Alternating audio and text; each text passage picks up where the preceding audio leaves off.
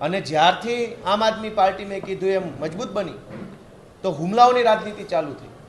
ગઈકાલે ગોંડલના અમારા આમ આદમી પાર્ટીના નેતા જિગીશાબેન પટેલ ઉપર મહિલાઓના ટોળા દ્વારા હુમલો કરાવવામાં આવ્યો. ત્યાં ગોંડલ નગરપાલિકા વિસ્તારના કેટલાક પ્રશ્નોને લઈ આમ જનતાએ જિગીશાબેનને રજૂઆત કરી કે અમારા મત વિસ્તારમાં અમારા વિસ્તારમાં આ પ્રશ્ન છે, તમે સાંભળવા આવો. સામાન્ય જનતાને ભાજપના માણસોથી કોઈ ઉમ્મીદ અપેક્ષા નથી, કેમ કે ભાજપના માણસો કામ ઓછું અને ગુંડાગીર્દી જાજી કરે છે. એટલે જનતાએ પોતે જિગીશાબેનને ત્યાં બોલાવ્યા અને જ્યારે જિગીશાબેન ત્યાં ગયા ત્યારે ભાજપના કોઈ ગુંડા જેવા કોર્પોરેટરે મહિલાઓનું ટોળું મોકલી કાયરતાપૂર્ણ હુમલો એક મહિલા ઉપર કરાવડાવ્યો.